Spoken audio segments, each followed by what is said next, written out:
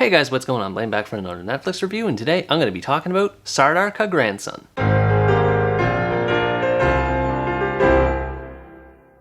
Sardar Ka Grandson is an Indian comedy drama that's centered primarily on two characters where it happens to get its title from, the first of which being Sardar, who's a grandmother, and the second is her grandson, Enrique. Enrique runs a moving business out of Los Angeles, but he moves back to his hometown in India for a short while after he breaks up with his girlfriend at the beginning of the movie, and he's more motivated to do so after he finds out that his grandmother isn't doing very well health-wise and she doesn't have long to live. After sharing a few scenes reconnecting with each other and sharing fond memories, Enrique learns that Sardar has one final wish that she wants to have fulfilled before she passes away, and that's that she wants to be reunited with her home that she and her deceased husband had built in Pakistan. Due to her health and visa situation, however, she's not able to make the trip down in order to see her home, which leaves Enrique to take matters into his own hands, and he literally tries to bring the home from Pakistan to India where she lives. So as far as the overall premise is concerned, it's pretty solid for the most part. The only complaint that I really have about it is that the movie takes a really long time to get things going with it. I also thought that the performances of the actors in this movie were pretty decent overall. There's a lot of characters that are featured in this movie, so I'm not going to go over all of them in depth in this review,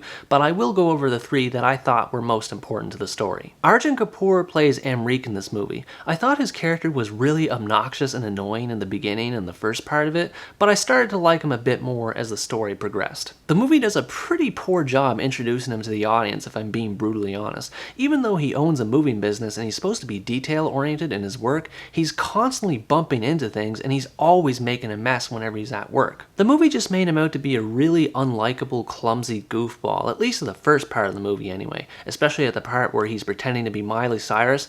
That really had my eyes rolling. Like I said, however, I felt that his character got better as the story went along and started focusing more on bringing the house from Pakistan over to India. There are a lot of moments in the last half of the movie where Enrique reflects upon the mistakes that he's made in the past, especially with regards to his ex-girlfriend, and he tries to make amends with a lot of characters towards the end of the movie. I just enjoyed the fact that they showed him transform and start to change over the course of the story as it went along. Neena Gupta plays the grandmother Sardar in this movie, who's basically considered to be the head matriarch of the whole family, and out of all the characters that were featured in this movie, she was by far my favorite. She just had a really snarky, sarcastic personality to her, but it never came off as mean-spirited or bitter in any way, shape, or form, more so as playful and light-hearted in nature. She is a character who you can tell just by looking at her that she has been through a lot in her life, and that's without bringing up the fact that she's terminally ill. Like with Enrique, there's a lot of scenes that show Sardar reflecting on what happened in the past, usually in the form of flashback scenes, though these more have to do with grief as opposed to regret in Enrique's case, and I just felt that they really added to the development of her character overall. Finally, there's Rakul Singh, who plays Enrique's ex-girlfriend Radha,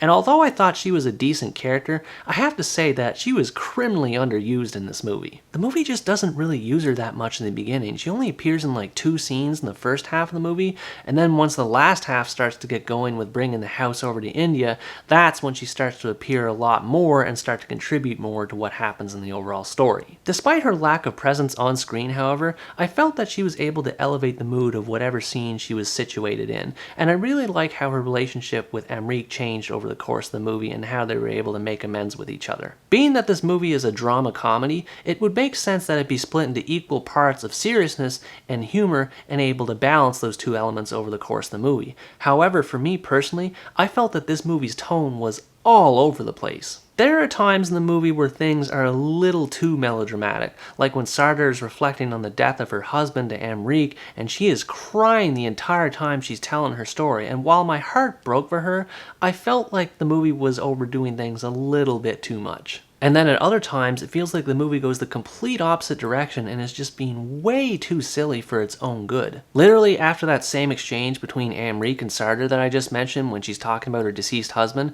he goes over to the immigration office for Pakistan, I don't remember exactly what it's called, and he begs the guy at the desk for a visa for his grandmother to go visit the home, and he denies him, to which Enrique responds by crying crocodile tears over his desk. Ooh!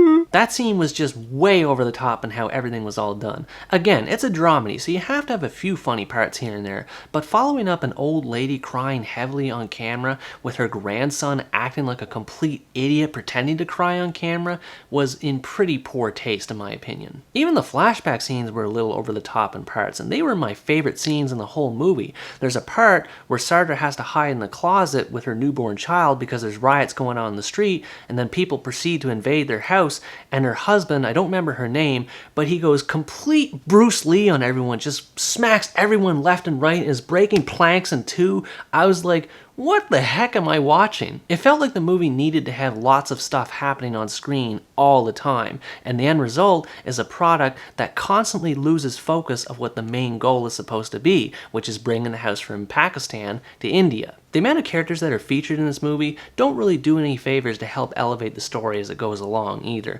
There's a kid that Enrique meets when he's in Pakistan and trying to move the house back to India, and he is unusually helpful despite the fact that he's a complete stranger to Enrique. The city is about to demolish the house and Enrique gets in the way of the wrecking ball in an attempt to try and stop things, and then out of nowhere the teenager comes out of the crowd of onlookers and he's like, yeah, he's right, we need to stop everyone from doing this. It's like, kid, we don't even know who you are. Like, what's your stake in this? I think the pacing for this movie would have been better and a lot more focused if it had cut down significantly on the runtime. It sits at about 2 hours and 15 minutes, and I can safely say, having watched this movie from beginning to end, it definitely did not need to be that long. The movie constantly flip-flops between being serious and being funny, and there's so much grandstanding that happens in between that it all just feels like filler in the end. Despite how long and drawn out it is, however, I have to say that I like the overall message behind trying to promote cooperation between India and Pakistan that was showed in this movie. Enrique raises a big media circus about what he's doing for his family, trying to move the house from Pakistan to India,